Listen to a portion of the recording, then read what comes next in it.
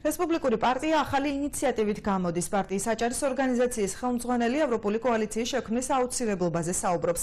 ხელისუფლებაში ყოფნის 2 წლის თავზე გიორგი მასალკინი ინიციატივის გამოწვევ მიზეზებს და დაშვებულ შეცდომებს ასახელებს. იგი ფიქრობს, რომ კოალიცია ქართული ოცნება არ ხელმძღვანელობს თანამედროვე ევროპული სტანდარტებით, რადგან მმართველობა ცალკეულ პირებზეა მორგებული და პარტიებში უფლება მოვალეობები თანაბრად გადანაწილებული არ არის. ერთ-ერთ მიზეზად მასალკინი თვითმმართველობის რეფორმის არასრულყოფილად განხორციელებასაც ასახელებს. კოალიციის მმართველობაში ყველაზე დიდ პრობლემად კი ძალოვანი უწყებების პოლიტიზირებას მიიჩნევს და ამის მაგალითად თავდაცვის სამინისტროს მაღალჩინოსნების დაკავება მოყავს. კოალიციის მთავარი ძალა რომ პარტია ქართული ოცნება, ამის შესახებ ინფორმაციას კოალიციაში შემავალი ყველა პარტია გაერთიანების დღიდანვე ფლობდა, აცხადებს კაკო ძნელაძე. პარტია ქართული ოცნების წევრი უფლებამოსილების გადანაწილების პრეტენზიებს პირად გულისწყრომებს უკავშირებს.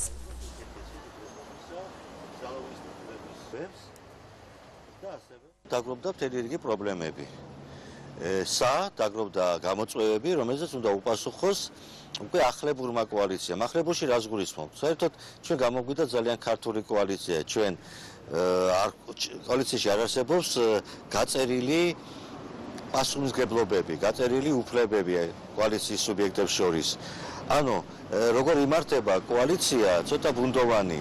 არ ხდება გადაწყვეტილების მიღება ისე როგორც უნდა ხდებოდეს. ანუ პიროვნებებზეა მაინც ჩამოკიდებული. ეს ერთი, მეორე, ვთვლი, რომ ძალოვანი სტრუქტურების მუშაობა ძალიან დიდ ხარვეზებს შეიცავს. მთავარი ძალა ამ კოალიციისა ეს არის ქართული ოცნება. დღემდე ესე გრძელდება. ეხლა ძალთა გადანაწილებაზე თუ მიდგა საქმე, რესპუბლიკელი დავით უსუფაშვილი არის საქართველოს პარლამენტის თავმჯდომარე. ეს უკვე ნათელია და მიანიშნებს იმას, რომ გადანაწილებულია აბსოლუტურად ყველაფერი. თუ სადმე რაღაც ნიუანსებში ვიღაცას გულისხრომა აქვს შიდა კოალიციაში, შიდა სამზარეულოში, ეგ შეიძლება თვითონ სამზარეულოში გაირჩეს და არ იყოს ესე ვთქვათ საქვეყნოდ გამოსატანი.